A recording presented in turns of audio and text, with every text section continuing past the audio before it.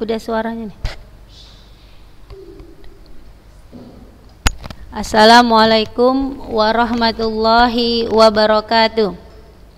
Alhamdulillah, senantiasa kita selalu bersyukur kepada Allah Subhanahu wa taala karena sampai detik ini, sampai saat ini kita masih diberikan begitu banyak nikmat ya oleh Allah Subhanahu wa taala, terutama nikmat kesehatan ya, sehingga kita bisa tetap terus mengikuti peran kita masing-masing. Jadi peran Ustazah hari ini sebagai guru yang memberikan pembelajaran kepada siswa, dan peran anak-anak Ustazah semua sebagai siswa untuk menerima pembelajaran dan melaksanakan pembelajaran secara baik dan semaksimal mungkin. Ketika kita bisa melakukan peran kita masing-masing dengan baik, insya Allah akan terjadi keseimbangan yang baik pula di dalam kehidupan kita masing-masing. Jadi apapun peran kita, maka laksanakanlah peran tersebut semaksimal mungkin, semampu kita. Ya, jadi jangan ala kadarnya saja gitu. Sebagai siswa ya sudah mendengarkan materi dari guru, mencatat, kemudian melaksanakan tugas, kemudian memfotokan hasil tugas, selesai. Tidak sebatas itu. Jadi yang diinginkan dari proses pembelajaran sebenarnya adalah perubahan tingkah laku, ya, perubahan sikap, ya, perubahan menuju ke arah yang lebih baik. Sebenarnya itulah inti dari pendidikan, proses pendidikan. Jadi ketika kita sudah belajar satu materi atau satu bab, maka harus ada perubahan yang kita dapat. Semakin banyak materi atau teori yang kita dapatkan, maka kalau bisa semakin banyak juga kebaikan-kebaikan yang kita dapatkan.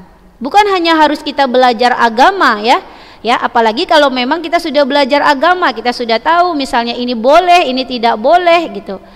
Dalam pembelajaran umum pun diajarkan, diinginkan bahwasannya dari proses hasil tersebut adalah perubahan ke arah yang lebih baik.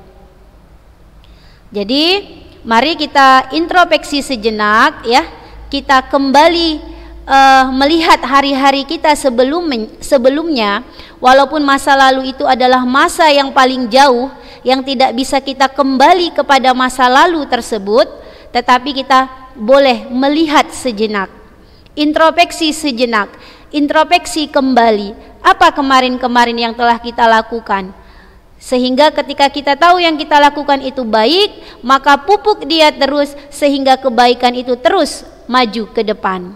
Tetapi ketika yang kita lakukan adalah keburukan, ya, keburukan, hal-hal yang tidak baik atau hal-hal sesuatu yang dilarang oleh agama kita, maka kita introspeksi diri, kita tinggalkan ya, kita banyak-banyak beristighfar, kemudian kita bertobat untuk maju ke depannya kembali.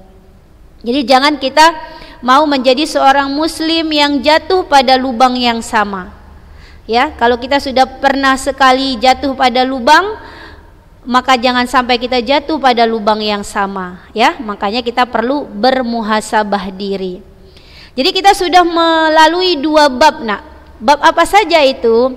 Bab induksi matematika. Apa yang diinginkan dari bab induksi matematika?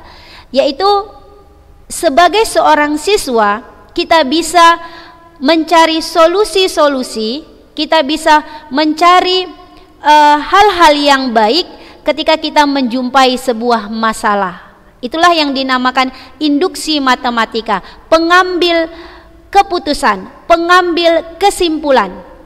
Ya, jadi kita bisa menentukan, oh ini benar, maka ini bisa kita lakukan.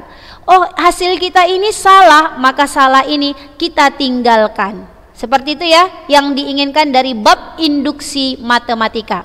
Kemudian kita masuk kepada bab kedua. Apa bab kedua kita pelajarannya nak? Program linier. Apa yang diinginkan dari program linier ketika kita sudah belajar?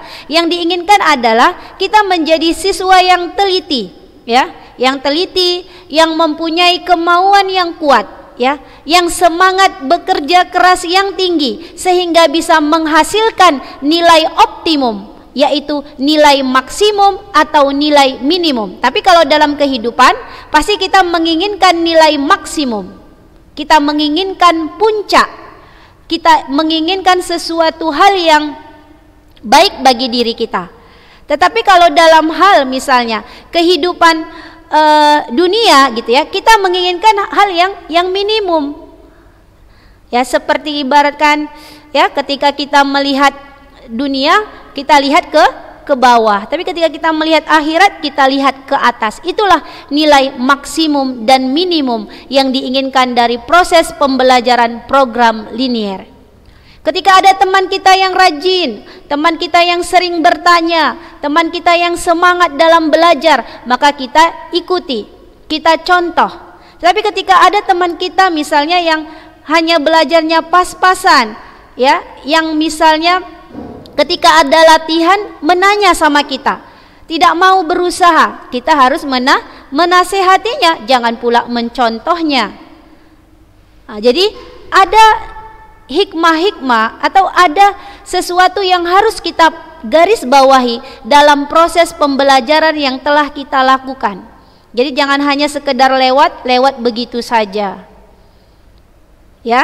Jadi nanti pada hari ini ya kita mau masuk kepada bab ketiga. Apa itu bab ketiga, Nak? Buku elektroniknya kan sudah Ustazah kasih ya, buku pegangan siswa untuk materi pembelajaran matematika. Itu bab ketiga buku kelas 11-nya, buku siswanya. Bab ketiga adalah matriks, ya, matriks. Apa tadi judulnya, Nak? Ya, matriks. Itulah yang mau kita pelajari untuk bab ketiga. Bab pertama dan bab kedua sudah kita lalui dan kita sudah bisa mengambil intisari dari proses pembelajaran yang telah kita lakukan. Maka untuk di bab kedua itu nanti akan Ustazah kirim ya, di grup kelasnya adalah satu soal tentang program linier ya, model soal cerita,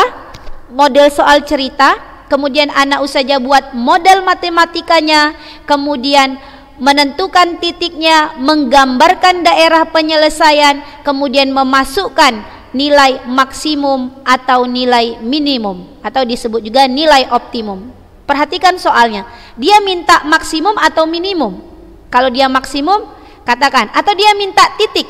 Titik di mana dia menjumpai titik maksimum. Misalnya di titik 2,3 dia mendapatkan nilai maksimum. Berarti kalau ditanya titiknya, jawabannya 2,3. Tetapi kalau dia bertanya di mana titik minimum yang dia lalui, maka lihat nilai berapa yang paling rendah, di titik mana dia. Misalnya di titik 0,2, maka titik minimumnya adalah 0,2. Jadi jawab soal sesuai dengan pertanyaan yang dimaksud. Gitu ya, Nak. Nanti Ustazah kirimkan ke grup itu sebagai soal ulangan bulanan. Jadi kita enggak formal sekali ya ulangan bulanannya, karena kita daring ya, jadi nggak usah Ustazah anggap kalau anak Ustazah sudah mengerjakan dengan baik dan benar, merupakan hasil kerja keras sendiri, hasil dari proses pencarian sendiri, maka itu sudah sama saja dengan hasil ulangan bulanan ya. Jadi kerjakan itu ya, yang Ustazah bagikan di grup, waktunya seminggu Ustazah kasih.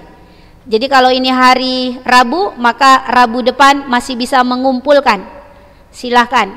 Jadi kalau yang mau hari ini mengumpulkan, silahkan. Kemudian kenapa Ustazah memberi waktu yang lama ya?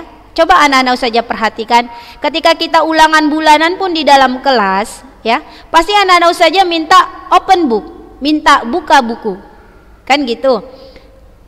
Nah, jadi ketika misalnya nanti mengerjakan di rumah, Ustazah ingatkan kejujurannya. Artinya yang kamu dapat adalah hasil dari proses pemahaman dan pencarian yang kita lakukan.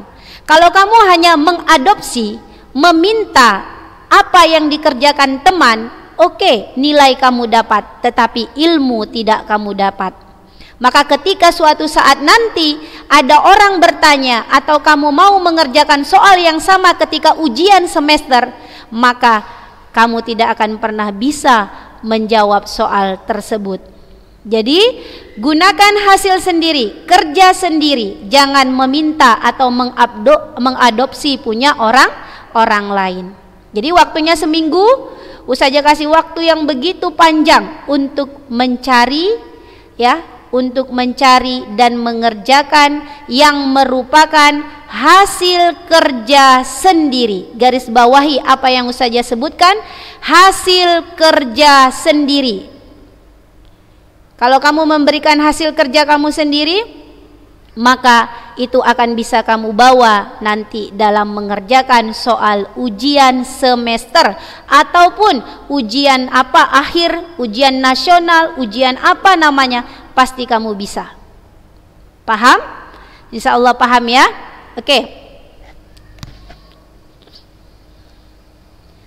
Kita masuki matriks. Kita mulai ya, matriks. Bisa dibuka ya, nanti dibaca-baca kembali bukunya yang sudah ada ya. Kalau yang sudah punya buku boleh dibuka. Buku tidak harus buku dari kurikulum 13, tidak. Buku siapa saja pun yang berkaitan misalnya ada dengan matriks, mau penerbit apa saja pun boleh kamu jadikan sebagai referensi ya. Nah, jadi ini matriks. Kita kenalan dulu sama matriks. Matriks adalah kelompok bilangan yang disusun dalam suatu jajaran berbentuk persegi atau persegi panjang. Terbayangkan dalam pikiran kita sebuah gambar berbentuk persegi yang keempat sisinya sama panjang.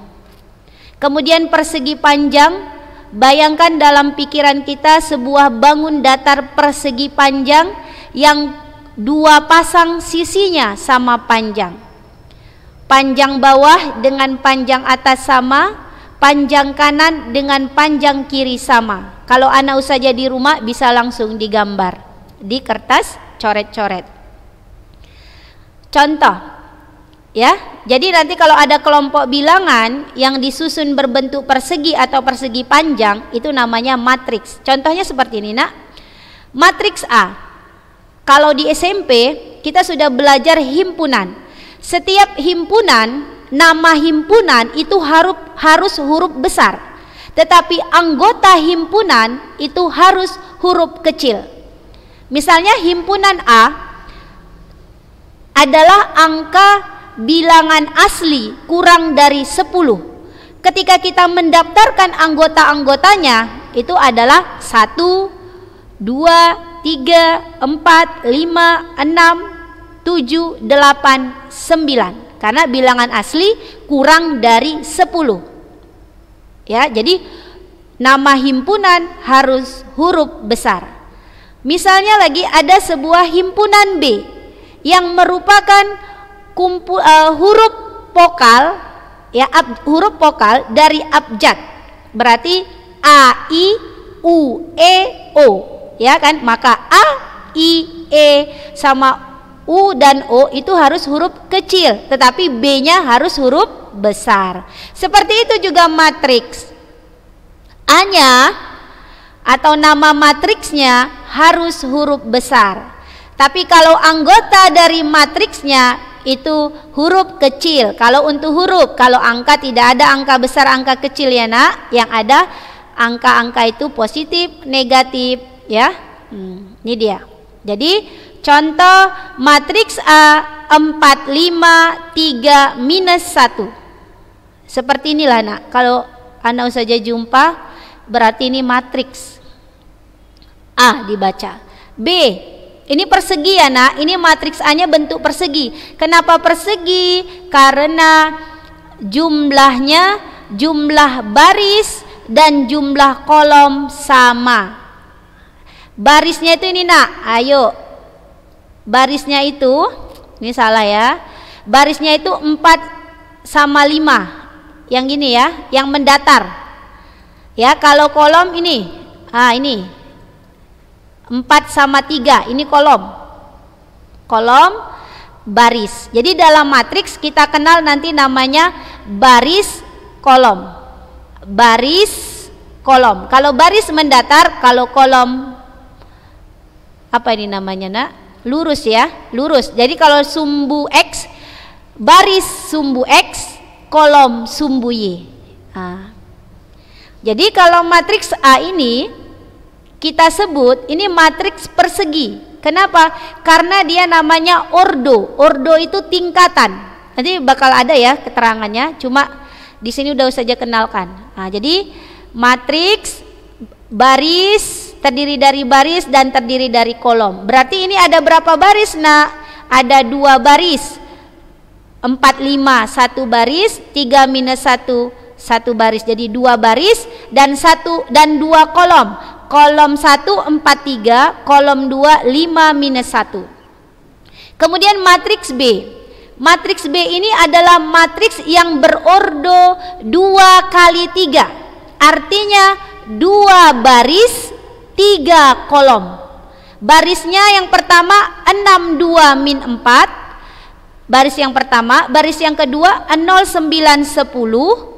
Kolom pertama 6 0, kolom kedua 2 9, kolom ketiga min 4 10. Jadi inilah dinamakan matriks berordo 2 kali 3. Artinya barisnya 2, kolomnya 3.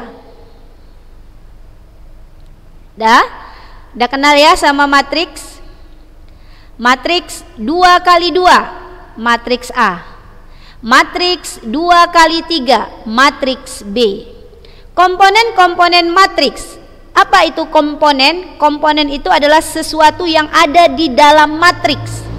Ya, komponen. Jadi di dalam matriks itu ada namanya elemen, ada namanya baris dan kolom. Apa itu elemen?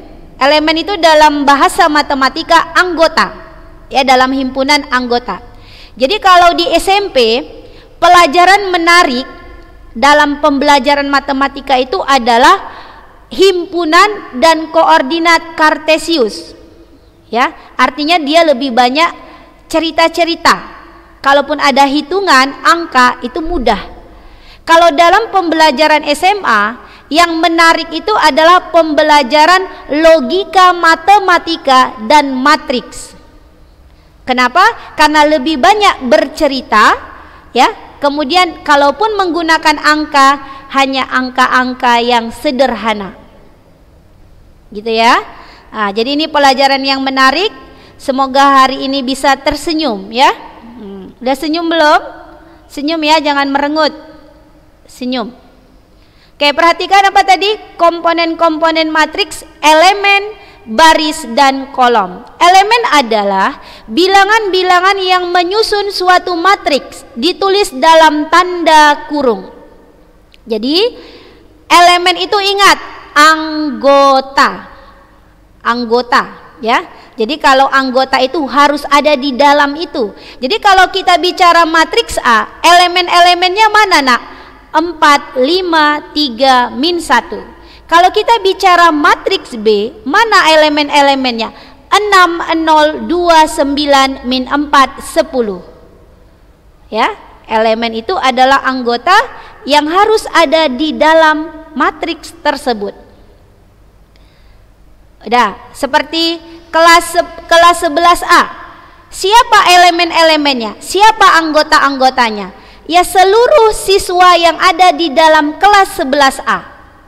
Ada berapa? 30. Berarti 30 merupakan anggotanya. Siapa itu? Misalnya si Risa, ya, si Sopi, si Raha, si Sarapina, si Sakira dan seterusnya. Kalianlah elemen-elemen dari kelas 11A. Kemudian baris dan kolom. Baris adalah susunan elemen yang ditulis mendatar atau horizontal. Ini tadi udah Ustazah kenalkan. Mendatar, ya, mendatar. 4 5 itu baris pertama. 3 min 1 itu baris kedua. 6 2 min 4 baris pertama. 0, 9, 10 baris kedua. Itu baris yang susunannya mendatar atau horizontal. Kalau kamu baris berbaris ya, setiap pagi dulu baris ya. Pernah nggak di rumah baris? Pernah? Mungkin jarang ya. Nah, jadi kalau ibaratkan pot bunga misalnya ada di teras rumah kita, kita buat dia mendatar, kita buat dia horizontal, mendatar, maka itu baris. Pasti kalau di depan teras itu lihat ada berapa baris bunga kita. Kalau ada satu berarti barisnya cuma satu. Kolom. Kolom adalah susunan elemen atau anggota yang ditulis menurun atau vertikal. Jadi kalau dalam sumbu, kolom itu sumbu Y ya. Kalau baris itu sumbu X. Kolom.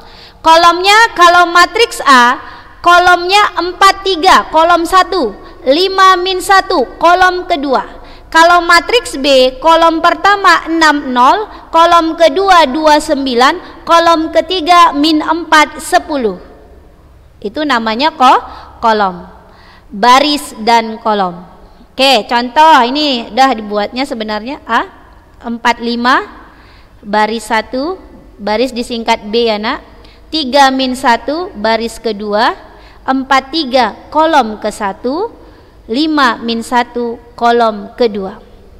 Seandainya ustazah bertanya, seandainya ini ustazah bertanya ya, kolom elemen dari baris kedua untuk matriks B, elemen dari baris kedua untuk matriks B. Ayo jawab. Baris kedua untuk matriks B. Iya, bagus. 0, 9, 10. Kalau ustazah tanya, kolom ketiga untuk matriks B, kolom ketiga untuk matriks B. Iya, ini dia. Berapa nak? Min 4, 10. Itulah kolom ketiga. Kolom pertama, kedua, ketiga. Bisa ya bedakan antara baris dan kolom. Oke, lanjut. Ordo. Apa itu ordo? Ordo menyatakan banyak baris dan diikuti banyak kolom. Banyak baris biasanya M, banyak kolom biasanya N. Jadi ordo matriks itu M kali N. Oke, kalau gitu M ingat ya, simpan, M itu baris, N itu kolom.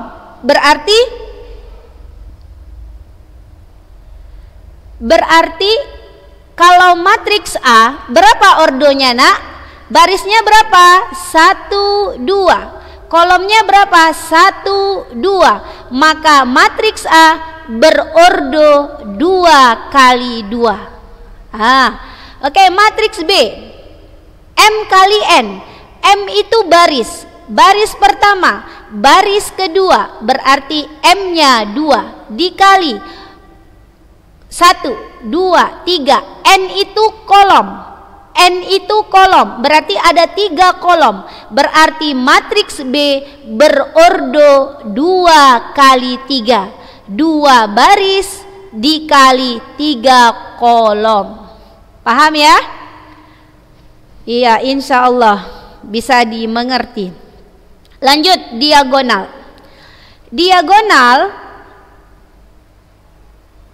Diagonal bahasa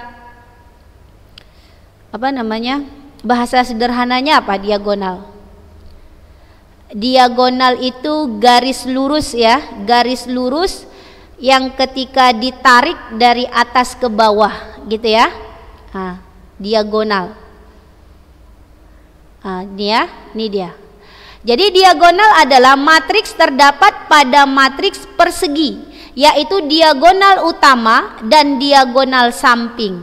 Jadi matriks diagonal atau diagonal matriks itu hanya ada pada matriks persegi. Arti matriks persegi itu adalah matriks di mana jumlah baris dan jumlah kolomnya sama.